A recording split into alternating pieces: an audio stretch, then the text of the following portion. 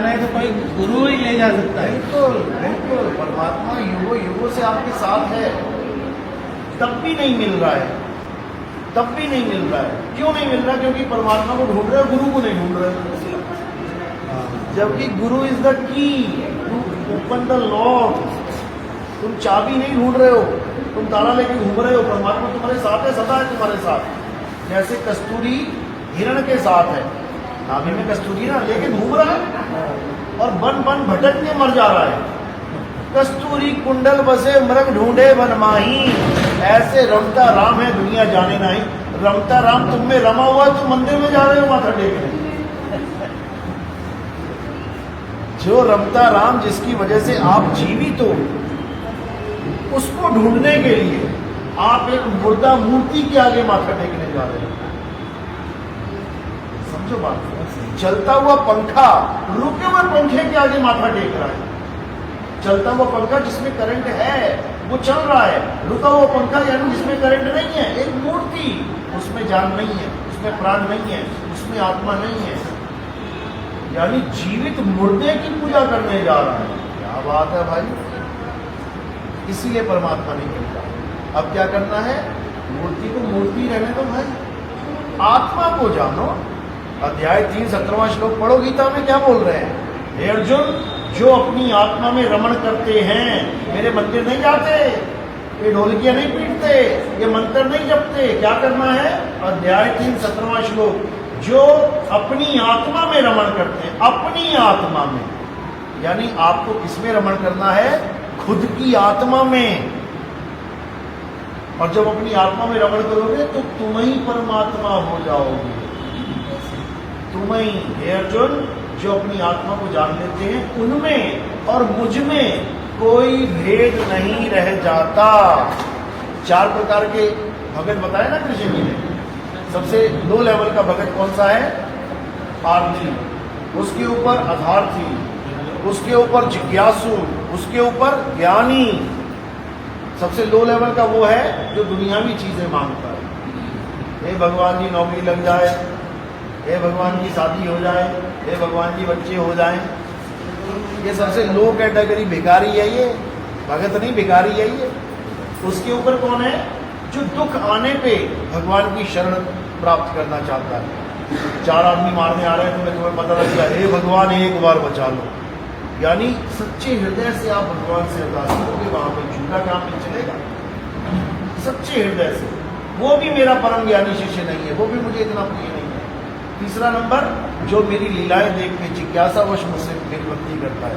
अरे कृष्ण जी ने कालिया नाग को मार दिया, अरे कृष्ण जी ने उंगली में पहाड़ उठा लिया, अरे कृष्ण जी ने ये कर दिया, वो कर दिया। वो केवल मेरी माया देख रहा है, मेरी लीला देख रहा है। वो जिज्ञासु भगत भी मेरा ज्ञानी भगत नहीं है। जो लास्ट में बताया गया कि जो मेरा ज्ञानी भगत है, वो तत्व रूप से मुझे देखता है, वो मुझे आदमी और औरत करके नहीं मानता। कृष्ण जी आदमी है कि औरत है? क्या है? आदमी है कि औरत है? अगर आप कृष्ण जी को आदमी और राधा को औरत मान रहे हो तो आप अभी भक्ति में आए ही नहीं। आप अभी तक भौतिकवाद में हो। भौतिकवाद यानी हड्डी मांस खाल बाल आंख नाक कान, इसी में फंसे हुए हो। ये भौतिक है, ये फिजिक्स है, फिजिकल बॉडी है ये। तुम भगवान को फिजिकल मान बैठे हो, इसलिए तुम्हें वो कभी मिलने वाला नहीं है। हे अर्जुन, जो मेरा चौथा ज्ञानी, जो मेरा चौथा भगत है, वो ज्ञानी पुरुष है। वो मुझे तत्व ज्ञान की नजरों से देखता है, वो मुझे कभी शरीर नहीं मानता। मैं शरीर नहीं हूं, मैं अजन्मा हूं, मैं नित्य हूं, मैं शाश्वत हूं, मैं पुरातन हूं। हे अर्जुन, मैं ही सत्य सनातन हूं। यानी अगर आप सत्य सनातनी बनना चाहते हो तो भौतिकवाद से बाहर आ जाओ, पत्थरों की पूजा से बाहर आ जाओ, मंदिर मस्जिद गुरुद्वारे चर्च से बाहर आ जाओ और क्या करो?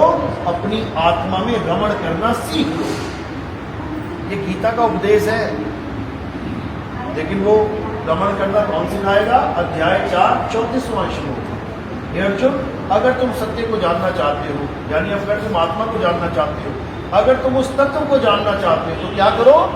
ऐसे तत्वदर्शी संत की शरण में जाओ। जपी की शरण में मत चले जाना। जो तुम्हें हरे कृष्णा हरे राम जपवा रहा है, जो तुमसे राधे राधे करवा रहा है, जो तुमसे अल्लाह अल्लाह करवा रहा है, वाहिगुरु वाहिगुरु करवा रहा है, राम राम कर, यानी किसी भी मंत्र जपने वाले गुरु के पास मत चले जाना।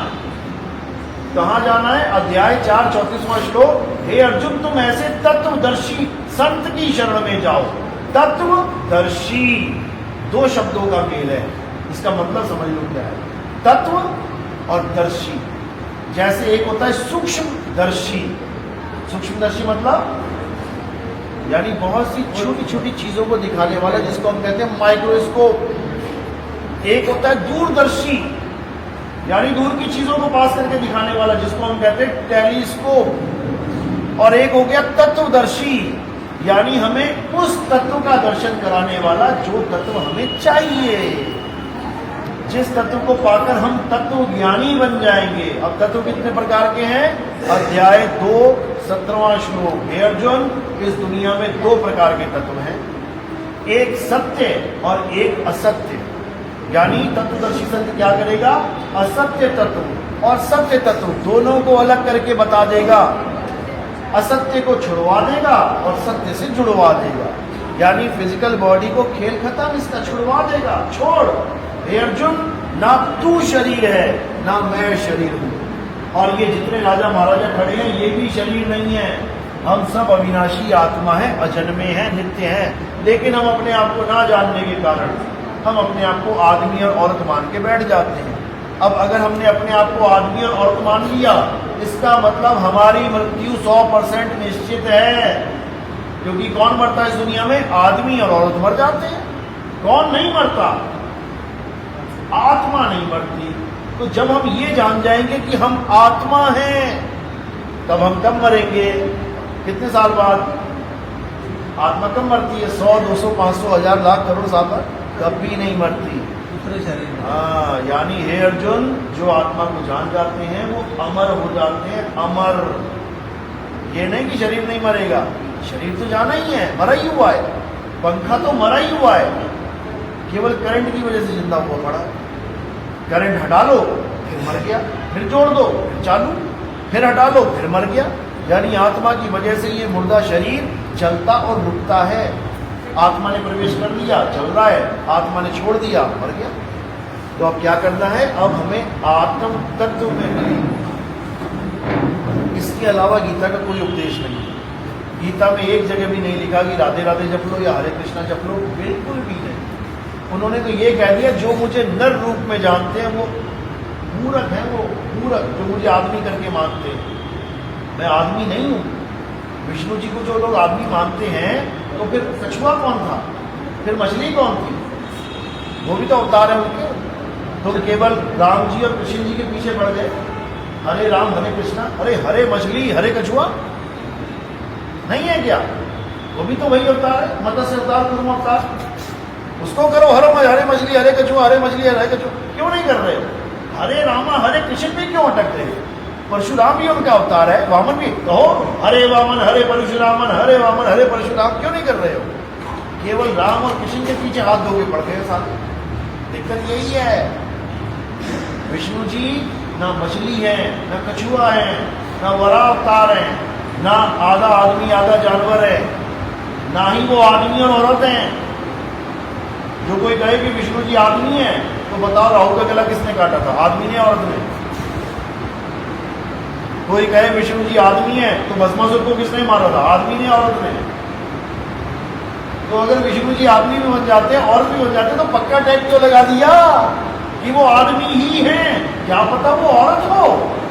असली रूप उसने तब दिखाया जब भस्मासुर को मारा। वैसे आदमी बन के बैठ के बेवकूफ बना रहे हो सबको, क्या पता।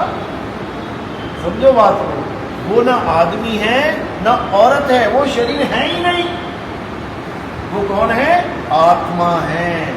और उसी आत्मा का ज्ञान तत्व ज्ञान कहलाता है। गीता में हमें तत्व ज्ञान का उपदेश दिया जाता है। इसलिए हमारी वाली गीता जरूर पढ़ना, ताकि आप तत्व ज्ञानी बन जाओ। शुरुआत के लिए एस्कॉन अच्छा है, शुरुआत के लिए मंदिर अच्छा है, शुरुआत के लिए मस्जिद गुरुद्वारे चर्च सब अच्छे हैं। जहाँ तुम्हें एक रास्ता मिल रहा है भगवान से जुड़ने का, उसका नाम लेने का, उसको याद करने का, लेकिन वो शुरुआत है। जैसे घर के सामने आपकी एक शुरुआत है, लेकिन अंत थोड़ी नहीं है। घर से जब आप बाहर निकले तो पहला कदम आपकी शुरुआत है, लेकिन आप पहले कदम पे खड़े रहो, मैं तो यहीं खड़ा रहूंगा, तो मंजिल मिल जाएगी क्या? कभी नहीं मिलेगी। ये तो एक शुरुआत है, मंजिल आत्मज्ञान है। आत्मज्ञान मंजिल है हमारी, पत्थर ज्ञान नहीं है, मूर्ति ज्ञान नहीं है, ये तो नाशवान है। हमारा लक्ष्य अविनाशी है, अविनाशी को जानो, जिसको कोई बना और बिगाड़ नहीं सकता। मूर्तियां तो ऑर्डर पे बन रही हैं, भैया भगवान का एक पीस बना दो, कितनी गर्दन लगाऊं, कितने हाथ बनाऊं, क्या क्या पकड़ाऊं हाथ में, डिमांड में भगवान बन रहे हैं। ये भगवान नहीं है, ये उनका संकेत मात्र है। असल में भगवान कौन है? हे अर्जुन, आत्मा ही परमात्मा है। बस इसको समझ जाना, यानी अपने आत्म ज्ञान में आ जाना है। तो हम सब एक हैं। बताओ किसके पास आत्मा नहीं है? हाथ खड़ा करो। हाथ भी नहीं खड़ा कर पाओगे, आत्मा ना हो तो। मुर्दा कहते हैं उसको जिसके पास आत्मा ना हो। हम सब जिंदा हैं, यानी हम सबके पास आत्मा है। इसी को कहते हैं तुझ में राम, मुझ में राम, सब में राम समाया, और सबसे कर लो प्रेम, जगत में कोई नहीं बनाया। दिक्कत ये हो रही है। लेकिन ये तब तक ही गाते हैं जब तक गाने का मूड होता है, और जब कोई त्योहार आ जाता है तो तेरा राम मेरा राम भूल जाते हैं, तुझ में राम मुझ में राम भूल जाते हैं, फिर मंदिर मस्जिद गुरुद्वारे याद आते हैं। तो यही बस दिक्कत है, और कोई नहीं। गीता में आत्मज्ञान कूट कूट के भरा है, लेकिन हमें कोई समझाने वाला नहीं मिलता है। समझाने वाला मिल गया तो गीता जैसा ग्रंथ नहीं है सोचना। अंग्रेज तक यहाँ पर ज्ञान समझ के आ रहे हैं, ये देख के नहीं आ रहे कि उन्होंने उंगली में पहाड़ उड़ा लिए कि उन्होंने क्या कर दिया। वो जब अपनी भाषा में गीता पढ़ते हैं ना, ये एसमेंट वालों ने इतनी भाषाओं में गीता बना रखी है कि अंग्रेज मजबूर हो जाते हैं आने में यहाँ पे। लेकिन यहाँ आके क्या हो जाता है, गले में ढोलकी लटका के उनसे डांस करवा दिया जाता है। वो डांस करने थोड़ी नहीं आए यहाँ पे, वो ज्ञान लेने आए हैं। वो ज्ञान जो उनको आकर्षित कर गया, उस तत्व ज्ञान को जानना है। वो तत्वदर्शी संत से और बताइए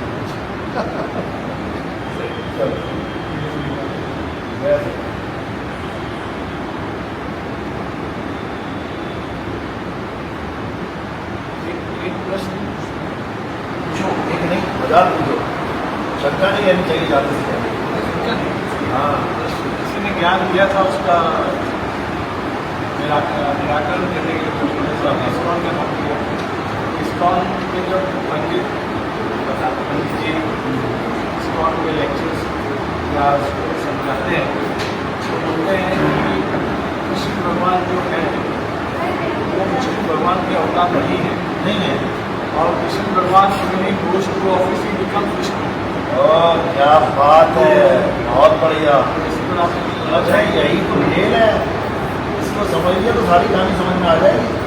कृष्ण भगवान विष्णु नहीं है, नहीं है, इज महाविष्णु। वो महाविष्णु है, वो उनकी अवतार नहीं, बेसिकली बिल्कुल नहीं है, हिंदूज है। बिल्कुल नहीं है। लेकिन अगर एक पार्ट देखोगे गीता का, तब एक अध्याय गीता का है 11वां अध्याय, अगर तुमने उसको पढ़ लिया तो तुम्हें ये समझ में आ जाएगा कि वो कृष्ण जी भी नहीं थे, वो कृष्ण जी भी नहीं है। जब अर्जुन के सामने खड़े हुए तो वहां पर केवल कृष्ण जी थोड़ी नहीं खड़े थे, कौन था वहां पे? हजारों लाखों भुजाएं, हजारों लाखों शरीर, हजारों लाखों चेहरे। अब किसको मैं कृष्ण बोलूं और किसको राम बोलूं? किसको मैं विष्णु बोलूं, किसको श्याम बोलूं? किसको मैं भोले शंकर बोलूं, किसको गणेश बोलूं? हर शक्ल उनके सामने आ गई। अब ये कौन है? ये ना विष्णु है ना कृष्ण नहीं है। अध्याय 11 32वां श्लोक। हे अर्जुन, अर्जुन ने पूछा महाराज आप कौन हो? अगर वो विष्णु जी या कृष्ण जी होते तो अर्जुन पहचान लेता 2 मिनट में। वहां पूछा जा रहा है कि आप कौन हो, और क्यों पूछा जा रहा है? उनकी एक्टिविटी देख के। क्या एक्टिविटी है? जब उन्होंने विराट रूप दिखाया तो क्या हुआ? बड़े बड़े मुंह खुलने लग गए, और जब बड़े बड़े मुंह खुले तो उसके अंदर कौन जाने लगे? इस दुनिया के सारे लोग, यानी अधर्मी भी और धर्मी पुरुष भी। वैसे तो वो कहते हैं कि मैं इस दुनिया में अधर्म का नाश और धर्म की स्थापना करने आता हूँ, लेकिन जब वो विराट रूप दिखाया गया तो अर्जुन ने वहां पे बोला स्पेशली कि आप कौरवों को यानी अधर्मियों को तो खा ही रहे हो। हमारी सेना के भी प्रमुख योद्धा आपके मुंह में जा रहे हैं, आप उनके सिरों को जबड़ों से तोड़ रहे हो, वो लहू लहान हो चुके हैं, आप उनको जीभ से चाट रहे हो। इतना तक लिखा गया है कि जीभ से चाट रहे हो। हे प्रभु, अब प्रभु ही बोलेगा, क्या बोलेंगे वहां, डर के मारे हालत खराब। आप कौन हैं? तो वहां ये नहीं बोला कि मैं परमात्मा हूं, वहां क्या बोला, हे अर्जुन, इन तीनों लोगों का नाश करने वाला काल मैं ही हूं। अब वो काल हैं, अब ये काल कौन है, ये कहां से आ गया काल? ना विष्णु बोला, ना कृष्ण बोला, ना भगवान बोला, क्या बोला, मैं काल हूं। अब ये काल कौन है? ब्रह्मा विष्णु महेश जी के पिताजी काल हैं। और उसी काल का क्या नाम है जो संतों में खूब प्रचलित है? उसका नाम है अलख निरंजन। ये जो अलख निरंजन है, यही काल भगवान है, यही सारे रूप धारण करके बैठा हुआ है। ब्रह्मा जी बन के सृष्टि पैदा कर रहा है, विष्णु जी बन के सृष्टि चला रहा है, शंकर जी बन के सृष्टि का संहार कर रहा है, लेकिन सृष्टि से परे बैठा हुआ है, इसको कोई देख ही नहीं सकता ये कौन है। इसलिए इसने अपना नाम रखा है अलख, जिसे कोई लख ही नहीं सकता, लेकिन संत लग सकते हैं, संतों की नजरों से नहीं बच सकता ये। कबीर साहब कह रहे हैं एक वाणी में, कहते मैं तो लखूं तीन लोक में और तू क्यों कहे अलख। तू कह रहा है कि मुझे कोई देख नहीं सकता, मैं तीनों लोक में तुझे देख रहा हूं, हर जगह तुम ही तुम हो। कहां बैठा है वो? कैसे अर्जुन को दिखाया था अपना विराट रूप, इसी प्रकार इस विराट जगत में तुम्हें जो कुछ भी दिख रहा है वो वही है। चींटी में चींटी बन के बैठा है, हाथी में हाथी बन के बैठा है, आदमी बन के बैठा है, औरत बन के बैठा है, हर रूप में वही बैठा हुआ है, हर रूप में उसी का रूप है। तो ये बिल्कुल सही बोला है उन्होंने कि विष्णु जी का अवतार कृष्ण जी नहीं है, बल्कि जो विराट रूप है उसका अवतार विष्णु जी है, उसका अवतार। और केवल विष्णु जी नहीं, सब उसी का अवतार है, क्योंकि उसमें केवल ब्रह्मा विष्णु महेश नहीं दिखाए गए हैं, उसमें सारे शरीर दिखा दिए गए हैं, A to Z। और क्या बोला अध्याय 11 में कि अर्जुन अब तू वो देखना, अब तू वो देखेगा जो तू देखना चाहता है। ये लाइन बोली है, मैं वो नहीं दिखाऊंगा जो मैं हूं, क्योंकि मैं तो सीमित हूं ही नहीं। अब तू वो देखेगा जो तू चाहता है, यानी जो तुझे दिख गया मैं ही हूं। सूरज मैं हूं, चांद मैं हूं, धरती मैं हूं, आकाश मैं हूं। पांडवों में 5 पांडव मैं ही हूं, और कौरवों में 100 कौरव मैं ही हूं। देवताओं में सारे देवता मैं ही हूं, और समुद्रों में सारे समुद्र मैं ही हूं, सब कुछ मैं ही हूं। बस ये समझ लो, सब कुछ देखोगे, निरंजन को ही देख रहे हो। अब इससे बचना कैसे है? फार्मूला भी है, बचना चाहो काल जाल से तो चीनो शब्द हमारा, और कहे कबीर अमर कर राखूं जो निज होए हमारा। निरंजन की दुनिया में रहने का सबसे बड़ा जो लूज पॉइंट है, सबसे बड़ी जो मुसीबत है, वो क्या है? जन्म और मृत्यु। अगर ये जन्म और मृत्यु ना हो, वायदा स्वर्ग है, मजेदार है दुनिया, तभी तो रहना चाहते हो यहाँ पे। सबको पता है कि मरना है एक दिन, लेकिन फिर भी इतना दिल लगा रखा, इतना दिल लगा रखा है इससे। क्यों? क्योंकि दिल लगाने के लिए इससे अच्छी जगह कोई नहीं है, लेकिन मरना पड़ेगा। सबसे बड़ी दिक्कत ये है, अरबों खरबों का फ्लैट बना के भिखारी बन के उसी फ्लैट के सामने भीख मांगना पड़ेगा। मर जाओगे तो तुम्हारे दिमाग से सब कुछ डिलीट मार देगा वो। सामने झोपड़ी में बच्चा पैदा कर देगा, उसी का मालिक बच्चा बन के आगे जाके अब उसी में भीख मांग रहा है, भैया दे दे भगवान के नाम। उसी का मकान है, उसी ने बनाया है, लेकिन माया भुला देगी। तो इन चीज़ों से बचने के लिए क्या करना है? एक ही काम करना है। जल में नीन प्यासी, मुहे देखत आवे हांसी, आत्म ज्ञान बिना नर भटके, कभी काबा कभी काशी। यानी कहीं नहीं भटकना है, काबा काशी जाने की जरूरत नहीं है, तुम्हारा राम तुम्हारे पास है।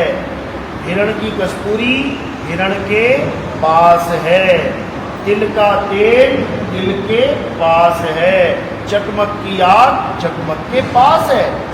ज्यों तिल माही तेल है, ज्यों चकमक में आग, तेरा साईं तुझ में है, जाग सके तो जाग। बस जागना है, केवल जागना है। अपनी आत्मा को जान लो, समझ लो परमात्मा को पा लो, बस। इसके अलावा बाकी सब अज्ञान। कभी पूजा नहीं करनी चाहिए। कृष्ण जी ने तो यहाँ तक बोल दिया, अध्याय 7 23वां श्लोक पढ़ो। कहते हैं जो लोग देवी देवताओं की पूजा करते हैं वो अल्प बुद्धि जीव हैं। अल्प बुद्धि लिखा गया है वहां पे स्पेशल, यानी छोटी बुद्धि वाले। द्वापर युग में कृष्ण जी ने सारे देवी देवताओं की पूजा बैन करवा दी थी।